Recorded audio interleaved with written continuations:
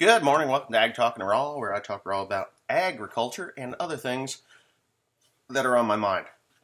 So today I'm actually just going to read comments from the other day's video, and I'm going to start with the newest and go, with the newest and go towards the oldest one. There's quite a few on here. I have not read through them. Excuse me. I haven't read through them, but I will do that as we go along, so I can be surprised as we go. And I do see one that are just,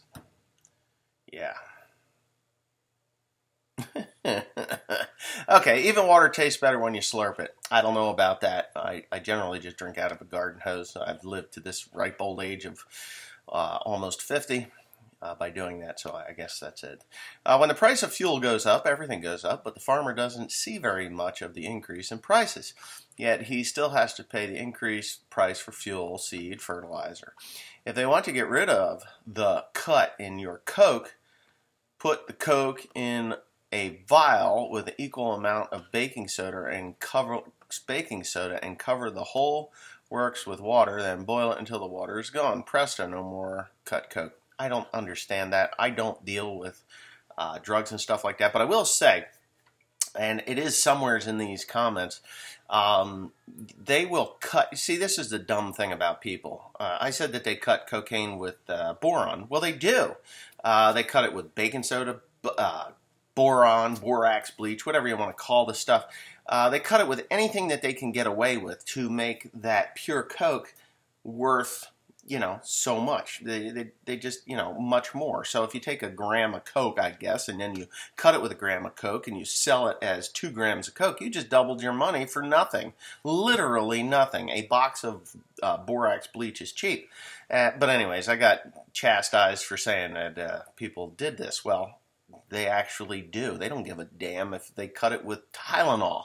Crushed up Tylenol tabs. They will get the cheapest crap they can find and cut it with it. So get over yourselves.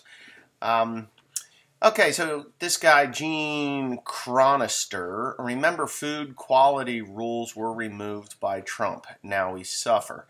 I don't know about that. I don't suffer from food quality because I don't buy crap. We don't buy crap. We don't buy crap food. The only crap food that we will buy is a bag of potato chips, really. Once in a while, I'll have a soda. I don't drink much of that at all. It is really bad for you, if you didn't know. But, yeah. Yay, 51% generic glyphosate was $99 a gallon at Tractor Supply Company, and it's not 51, it's 41. You might have hit the wrong button, but that's okay. It is 41%. You could get, at one time, 61% glyphosate, and I think it was 61, but whatever. It was the more powerful stuff. You just used less of it. This is a good one, Dan W. Inflation is not an increase in price. It really is a devaluation of our money. The ruling class is stealing our buying power. I think we can expect the dollar to lose its position as the world's reserve currency. How will that affect export markets for ag commodities? Something we should be prepared for. I agree. I agree on, it's just the truth. The inflation is the devaluation of your dollar.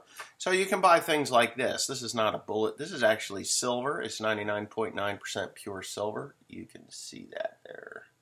This was a gift to me. Buy silver, buy gold.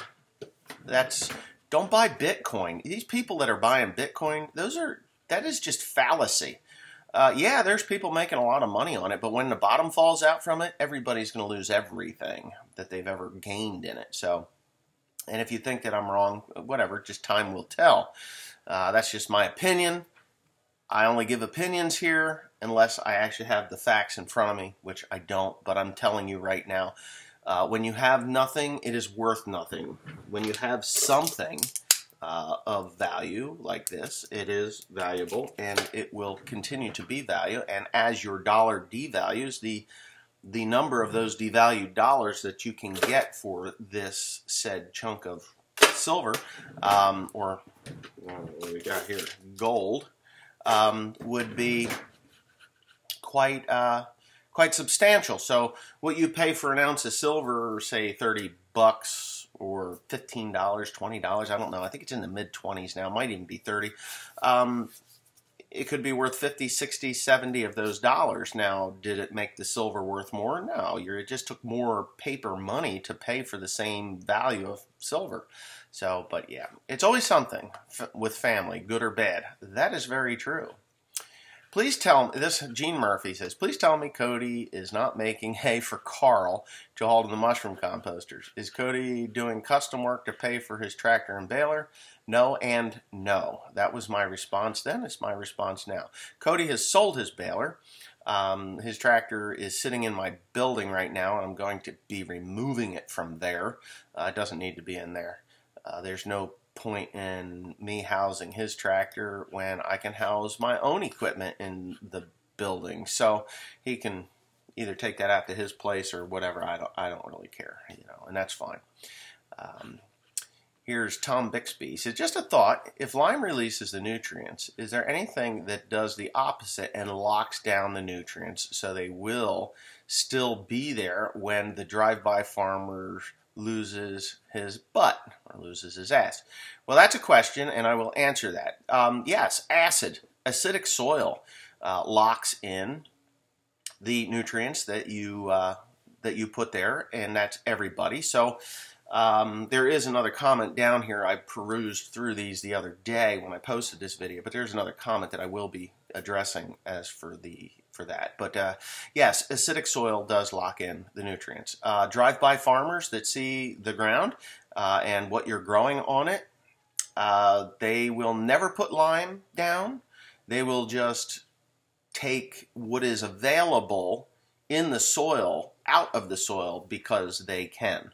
It has nothing to do with putting anything back, because drive-by farmers and foolish farmers, or these fly-by-nighters that mom and dad buy them new tractors and balers and stuff, get them set up in the hay business or in the grain business, and those fellas there, those guys that go around and pay big rent for ground that doesn't produce half of what they're paying rent on, yeah, they will just take what they can get off of it, go broke, or move on to something better that suits their college education, and then guys like me have to come back in and, because I make a living off the land and I treat the land like it's my own so that I get back what I put in. And if but whatever. And I've got an issue going on right now over a piece of ground. The property owner went down to his property and looked at it and was like, wow, there is some really, really nice corn here. And he went to the farmer that was farming his other piece of property that's several miles away, like 25 miles away, and brought him to that farm. And now he wants to rent that piece of ground. Well, it's a lot of money that they want to pay for the ground, and I'm not paying it. It's not worth it. There's a lot of guys out there that are just flat out farming to wear out equipment. They see where someone has done well. They don't know what I did to that ground.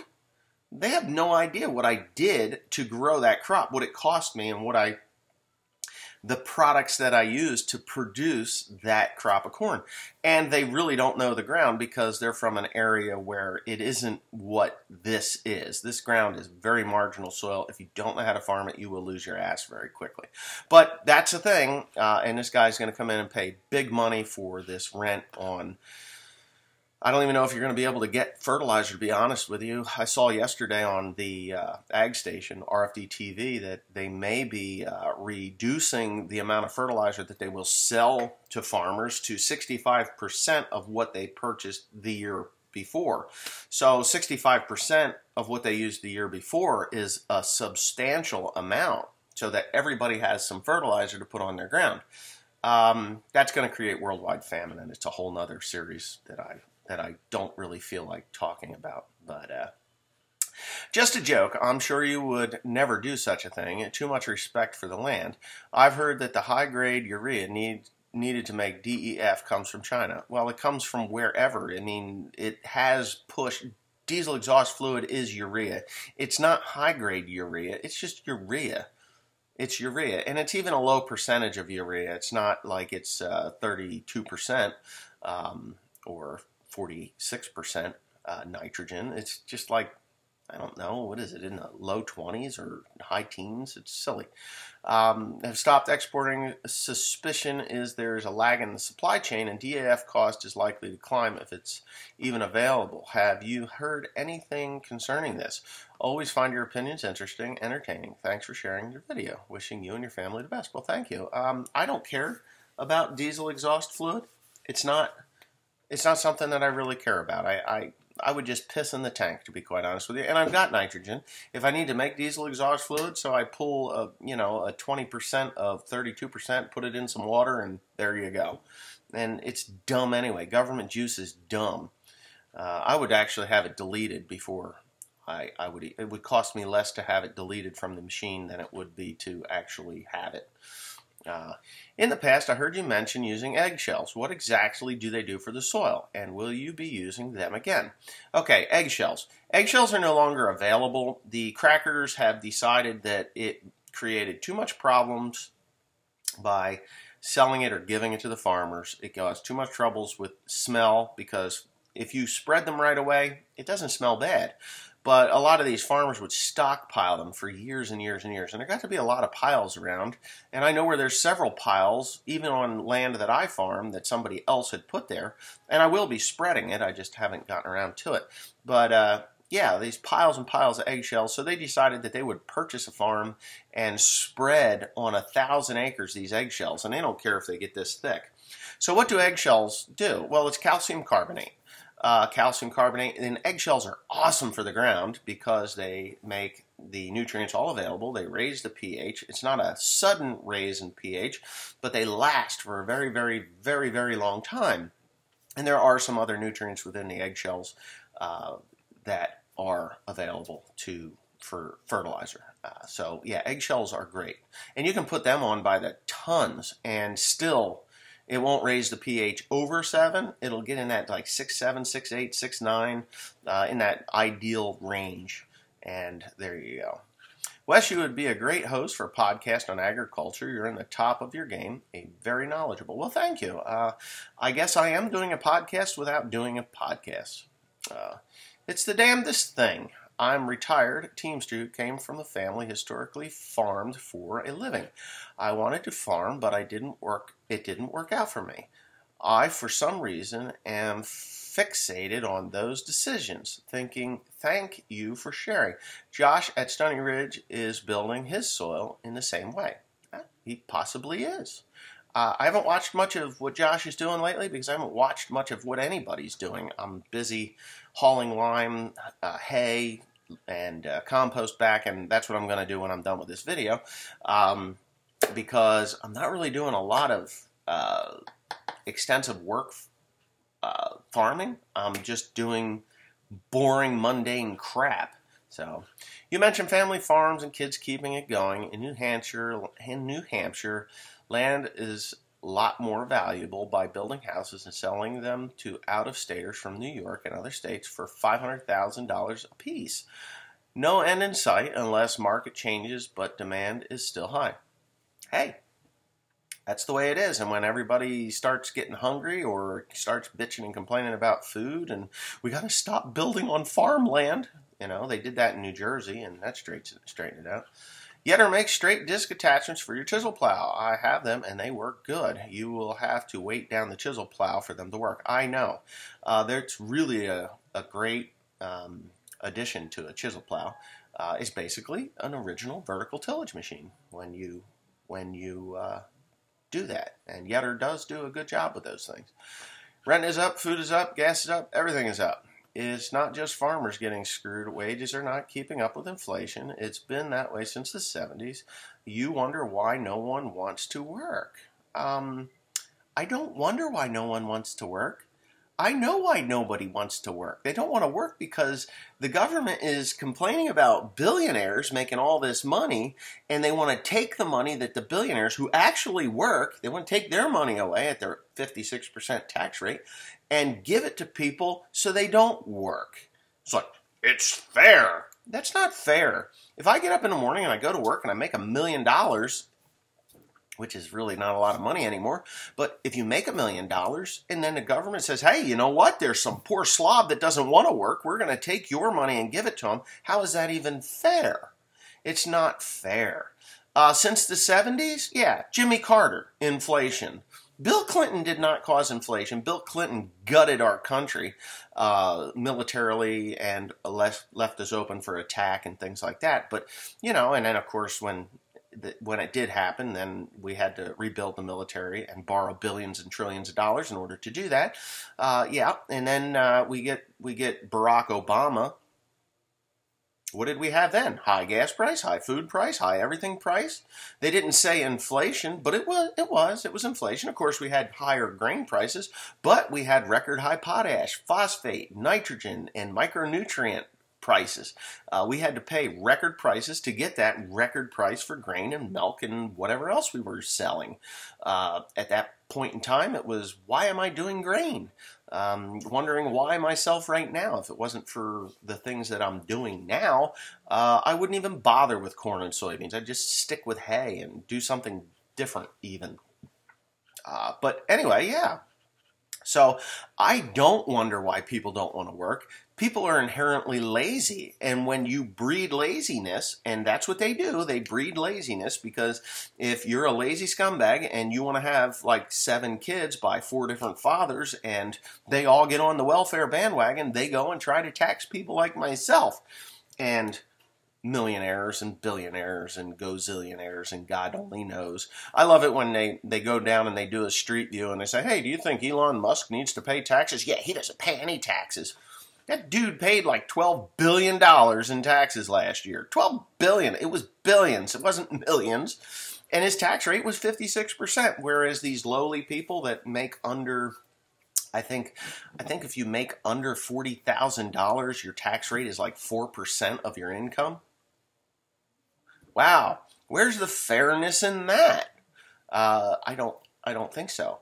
And you want to work, you want to make more money, and you want to pay less taxes. So once you get over that tax bracket, then you have to make like $5,000 to $6,000 more in order to make up for the taxes that they take out. So if you're making, I'm just using $40,000. I'm not sure what where the break is, but if you're making $40,000 and then all of a sudden you make $41,000, they will actually take another 5 or 6% of your income, which will drop you down to a few $1,000s less than you actually got to keep before you made $41,000. So don't talk about inflation. I'm talking about inflation because it affects everybody. But when food price gets to the point where McDonald's has to charge $15 for a Big Mac, then maybe then these welfare people will be like, oh my God, this money doesn't go anywhere. What's the government going to tax the rich more to pay for their welfare so they can go down to McDonald's and pay $15 for a Big Mac?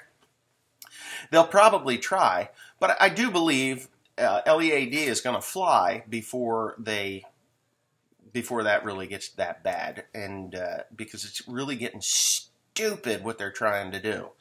Trillions of dollars taxed to pay for trillions of dollars given away and free this, that, and the other goddamn thing.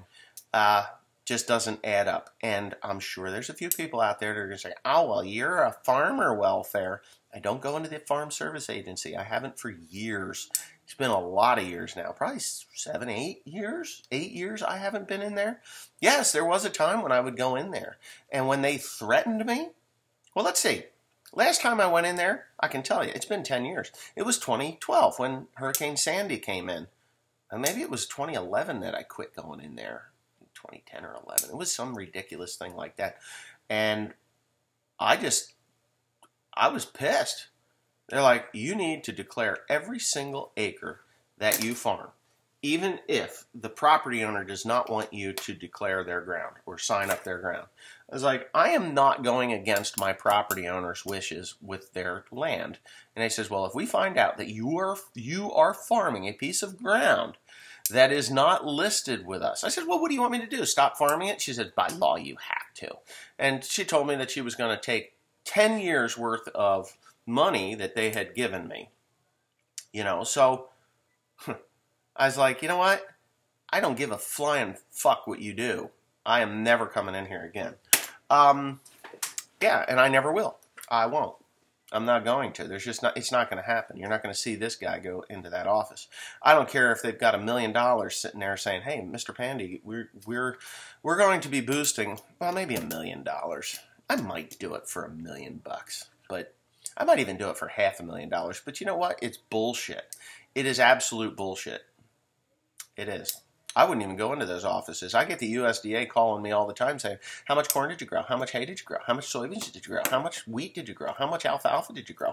How many animals do you have? How many cows are you milking? How many sheep do you have? How many goats do you have? How many rabbits do you have? I get all this stuff, and I tell them, none of your business. I am not, well, you're a farmer. It's your right. It's your responsibility to report all of your crops. My responsibility is to myself and my family, not the government. Just so y'all know, I don't have to be on the government take. I don't have to tell the government anything. I'm not going to tell the government anything. I don't even have to have crop insurance, which I do not. I don't feel that I need it. When you're a good farmer, even in a disastrous year, you can get through it. You really can. You don't need, and besides, you can take 10 years of perfect crop for 10 years and pay that crop insurance like $20, $30, $40, $50, $60,000 a year in crop insurance because they go on yield and acres. And then you have one bad year and they only pay you 70% or 60% of your crop. What's the point? You just gave them like $200,000 or $600,000 in money to protect a crop where they should be paying it 10 times what it's worth. So don't even bother with that shit. And there's a bunch of dummies out there that do this. There are farmers in the area that will farm the crop insurance.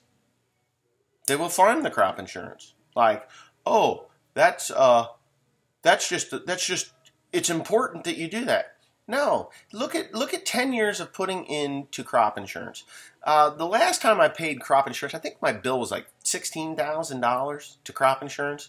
And just say I did that for 10 years. Say $16,000 for 10 years, and it was every bit of that. We did have a couple of claims, one in 1998 or 99, and then I didn't have a claim for years. At least 10 years. Just say $16,000 for 10 years is $160,000. So $160,000 that I don't have to pay to crop insurance, I can save it, I can invest it, I can buy a new piece of equipment that could be sold in the event that I do have a problem with a crop. But I'm not just paying somebody to come out and fill out paperwork and get nothing out of it. And then when you do have a failure, it's catastrophic. Catastrophic, I believe, is 50%. So 50%, what is that going to do? It's not even going to pay the fertilizer bill, let alone the seed and fuel and the equipment costs. It's not going to bring back that steel that you put in the ground from, disking and plowing and planting, and it's not going to make that combine payment.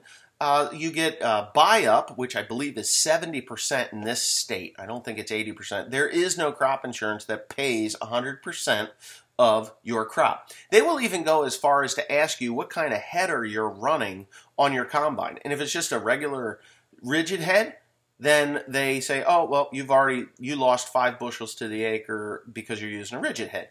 If it's just a flex head, then you're leaving 2 bushels to the acre in soybeans. If it's a what do you call it, a draper header? Well, that's a little better, so you're going to lose maybe 1.5 to 2 bushels to the acre. So we're going to just take that right off the top.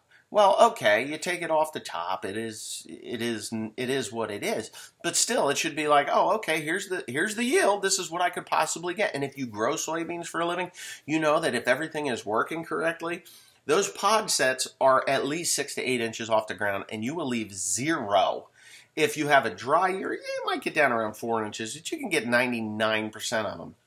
But anyways, I'm just going off the hook here, and I gotta get back to what I'm talking about. You're flat out wrong about anhydrous ammonia, unless a person is applying rates far, far above what they'd apply for a normal crop. Well, I am not flat out wrong about anhydrous ammonia. The reason I know that I'm not flat out wrong about anhydrous ammonia is because when I was a young kid, my dad used anhydrous ammonia. I remember chisel plowing after taking silage off and chunks of rock. And it wasn't rock, it was the soil, because it had killed everything in there. No worms, no microbes. And I remember this. Yes, it grew good corn. Yes, it grew good wheat, because we would chisel plow after we chopped silage and put either rye or wheat down. And we quit it. We quit it. Because it was destroying the soil. And anhydrous ammonia takes an extraordinarily large amount of calcium out of the soil. It is acidic to no end. So am I wrong? No, I'm not wrong. Yes, of course, if you put anything above and beyond what you're supposed to put on, you're wasting your time and money anyway, and you're not doing any good. You are really destroying your soil. So organic matter, and I can tell you, if you go to the farm right now, I had on the front field, in front of my grandmother's house, it was about 220 bushel to the acre corn there. It was beautiful. It was great. The stalk matter was huge. Huge! It was huge, stalk matter. I went through with the ripper, and I went through with the disc first. Timothy went over it with the disc. And then I went through with the ripper. You would think that there was never any corn there because my soil is alive. When I drive by a farm that I know that they used anhydrous, those stalks are standing out there like, hello, we're going to be here next year, and we're going to be here the year after, and we're going to create such a mat on top of this ground because there's nothing here to break us down. You have to break it down. And that's why vertical tillage machines are, or high-speed discs, I shouldn't even say vertical tillage, I should just say high-speed discs are becoming very popular in all areas of agriculture because people are killing their soil. If you don't believe me that you're killing your soil with these practices, just think of the fertilizer plant as a slow drip, okay? And the deader your soil is, the more you actually have to open up that drip until it's a flow. It is a fact, and I'm sure there's a lot of people out there who are saying, this guy's cheese has slid off his cracker. You ever go onto a farm that was either a poultry farm or a beef farm or even a horse farm that had horses on it for many, many years, and yeah, you go in and there's a lot of organic matter there, and there's never been, say, anhydrous, or there's never been insecticides. There's never been insecticides, yes, and there's never been a fungicide applied, or there's never been any of these nitrogen stabilizers. Nitrogen stabilizers, okay, fungicide kills beneficial bacteria. Sorry, or yeah, beneficial fungus. Bacteria is killed by microbicide, which is your nitrogen stabilizer. So, and insecticides will kill there's good insects and bad insects, and that's just a fact. So when you're using these products to grow this crop, and you add anhydrous ammonia, or you add high levels of phosphate, potassium's not so much, but phosphate and nitrogen, if you overload that, you will kill those things. Microbes break down nitrogen. The more alive your soil is, the more volatile that nitrogen is, because nitrogen will allow the microbes to flourish in the soil. And when you put nitrogen down in the fall to break down your corn stalks, basically you're feeding those microbes. Now, there are other products that you can purchase and put on there that will fire up those microbes and the beneficial funguses and all this activity that you need in your soil to break down that organic matter to make it available to the next year's crop. So when you see a field of corn stalks, stubble, that looks like a mat that's chopped up into little pieces because they went over it with a vertical tillage machine, they tilled it in, but yet there's still this organic mat there that doesn't seem to be breaking down. It's not because it's BT corn. It's not because it is a double, triple, quadruple, fully loaded variety of corn, it's because there's nothing left in your soil that breaks down those stalks naturally, converting them back into the nutrients that you need to make the next year's crop grow. So you have to put more anhydrous or more liquid nitrogen, more urea, more ammonium sulfate, more ammonium nitrate, more phosphate, more potash. It's because everything is unavailable in that organic matter, because it's not breaking down, is because of the more, and more that you had to put on. So think I'm crazy. Think I'm nuts. It's fine. Put your insecticides down. Wonder why that you have no worm activity and there's no insects, beneficial insects. We have beneficial insects. Believe it or not, they are there. Put in your fungicides, and wonder why the beneficial funguses aren't growing. Wonder why your soil is concrete, because nothing is alive in there. Nothing is breaking down the material you need to break down to become an ecosystem that supports the crop you're growing. Don't go to the fertilizer plant and say, hey, what can I put on here to make this stuff go? They will sell you another chemical. You don't need chemicals. You don't need the chemicals. There are products out there that you can purchase that you would think have nothing to do with soil treatments and sweeteners and all this stuff. So calcium, there's another product. I'm not saying what it is. There's several products that I'm not going to say what it is unless you email me and ask me, and I will tell you. There's a lot of things that can fire up the microbes in the soil that will break down, and I used them last year, and I'm telling you right now, I am so happy I did, because what I see in my fields, just driving by, I don't even have to get out there. And when I do get out there, the stalks are breaking and brittle, and they're breaking down, and I had full stacked corn varieties, fully stacked, BT, whatever, rootworm, corn borer, all that stuff was in them varieties. They were fully modified to the point where you couldn't put one more thing in there. It could be Roundup, it could be Liberty, it could be anything. It was great. It was great. It worked out perfect. So when I in the field that I did 373 bushels to the acre, let's just say 370 bushels to the acre. That field I did 370 bushels to the acre in. Those corn stalks they're just breaking away. They're breaking down because of the steps that I took to bring my soil back to life. So if you think anhydrous is doing your soil any favors, it's not. It's just an IV to make that corn grow. And it's costing you because you got to put lime down and all this. But if you keep doing it, keep using it, it's a good product if you want to continue doing that. There was a time I was going to use anhydrous, and it was about probably 15 years ago, and I tried to get it, and they were like, yeah, you can get it.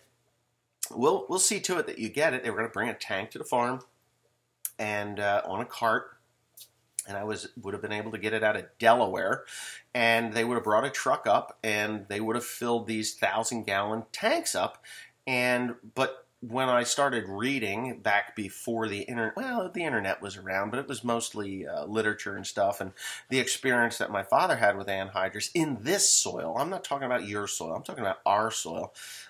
It was great, but it wasn't great. It would make corn grow, and it was good, but it wasn't good for the soil. And I think what we can do without it is more better than what we could do with it. And you'll see what I'm going to do to a point. But anyways, there you go. I was a farmer in New York, about 40 minutes south of Lake George. You know the area where that is. I watched a millennial farmer putting on anhydrous ammonia this year and wanted to throw up. I was also in the fire department as an engine captain and learned that anhydrous ammonia is what we call methyl ethyl death. I don't care how people spin it, that can't be good for the soil. Well, it is what it is. It is, what is it, 82% nitrogen, I think. It's a cheap source of nitrogen, and it does benefit corn, and it does kill microbes, and it does kill worms, and it does kill funguses. It kills the soil. I don't care what anybody says. You can tell me I'm a liar. You can tell me I'm spreading false information. I am not. I am not. It goes for moisture. Worms are moist, right? You ever get a breath of anhydrous? Think about that. If you ever got a breath of anhydrous, it takes your breath away. It burns your eyes. There's a lot of blind people because of anhydrous. Just so there you go. Oh, here's one. I don't even want to read those. It's just a. Oh my God! It's some liberal got on there being a stupid asshole, and I don't. You can go and read those comments. It's fine. Farmers are the only industries that's told what it will cost you for the inputs and then tell you what they will pay for it. Well, that's true. Here's somebody. What did Cody do? I thought he bought a baler and was a big part of the operation. I'm not going to get into what... I can't explain to you what Cody's idea or thought process was. It doesn't... I don't know because Cody doesn't talk. And when he does talk, the last time I spoke with him, he was lying to me. So I don't like liars. If you're going to lie to me, see you later. And I didn't exactly appreciate the lies. And when he quit, it was fine. It's okay. So he lied to me. He lied to my wife and he lied to my father. And it just wasn't cool. And he may not think that he lied, but he lied. I know he lied, and I know he lied about many different subjects, and that all kind of came together when he quit. I was like, I mean, I knew that he was doing other things without talking to me about them, and they didn't cost me money per se, but they definitely cost the farm in the long run. It just was pretty shitty. But whatever, I don't even need to discuss it. I think we are skipping fertilizer on beans this year. We're just going to spray micros along with deer repellent. Even if we yield half of normal, we think we will actually come out better. Okay. If you put your beans in behind corn, where you've put a lot of fertilizer on the year before, I think you'll be slightly surprised as to what you will get out of your soybeans.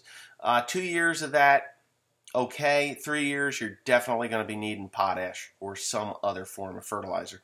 Soybeans do okay alone after corn or wheat if you've used a complete blend, and they do okay that way, but not for long. It's still, you're a dog running to the end of your chain, so you can probably ride out the high fertilizer prices by not putting anything on your soybeans if you put it where corn was and for a couple of years.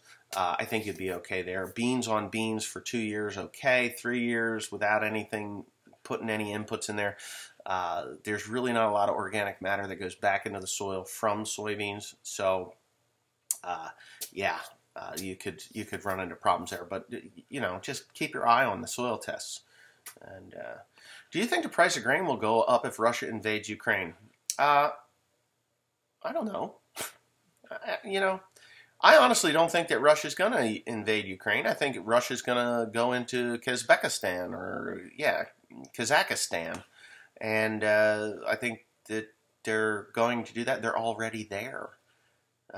Their government wanted them there to enforce peace in the streets due to the protests. So, yeah, there you go. Helix GT is Roundup, Dual, and Callisto. Well, Bicep and Callisto or Roundup, Atrazine, Dual, and Callisto is Stalwart W3. And that's what I use. Definitely learned something from my Shipayil. Guess I'm lucky. My son, who has 4 years left off farm job, yeah, you would be lucky. There's a lot of, you would be lucky. Funny here in eastern Ohio, have people wanting heavy bales around 65 pounds. 65-pound little bales, what are they, 16 by 18s? Because you're not going to get that out of a 14 by 16. I've never been able to pound them that tight without breaking something in the baler. Hey Wes, really appreciate your vids. You can also put wood ash for both potash, neutralizing acid soils. Don't know if it's practical though. Maybe in my garden, but when you're talking thousands of acres, no. The only good thing about inflation though is that borrowed money becomes cheaper. Well, 6% or 4% or 3% of $100, well, let's just say 3% of $100 is $3. right? So if you have inflation and you have to borrow $12, now you're 3% of $12, or yeah, 100 or let's see. All right, I said $100. If it's $100 and you have to pay twice, that $3 then becomes $6 if you have to borrow twice as much money. So is it cheaper? No. You're still paying that interest. If you have the money, then fine. But a lot of farmers out there have to borrow money for their input costs, and I'm one of them as well. I use that as a tool, so I can, my cash money or the money that I have, I do okay. I invest and do things that I need to do to improve the farm so that I have a higher yield on the same amount of fertilizer versus having to up my fertilizer 10 or 20% every year in order to make up for the whatever. But, I don't think it's cheaper. I really don't. Unless my brain is broken, it's not cheaper, because if you have to borrow twice as much to get half as much, you're still paying that 3% interest or 4% interest or whatever it is. You're going to double your interest. But, whatever. Well, let's see. I would have enjoyed taking over the farm, taking over the operation, but rural life and income from farming, Army was better, honestly. Our energy dependency on foreign oils and the hurricane-prone Mississippi River is a huge weakness in our economy and the national security. Mississippi River Valley is where Roundup and diesel engine oil additives are made too. Louisiana and their messed up property tax screwing up the nation. Well, I could agree with that. You know better than me, but I have heard that. Best way to lose your farm is to contract crop you don't have.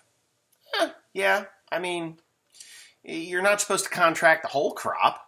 And if you get to a price on a forward contract, 1,000 acres of corn, we just use big cents, for the same time frame, I will contract another 250 acres. So you got 500 acres of your grain contracted.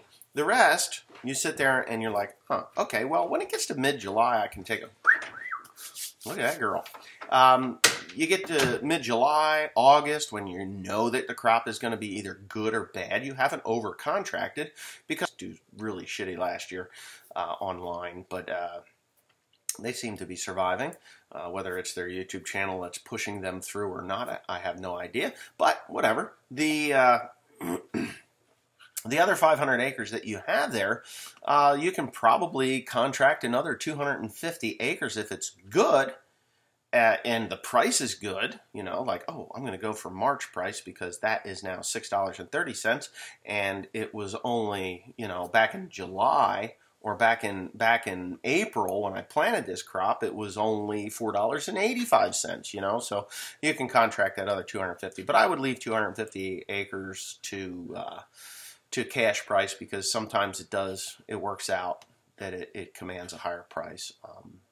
And in the last 15 years, cash price has beat contract price. Oh, that's Lewis, so I'm going to have to go.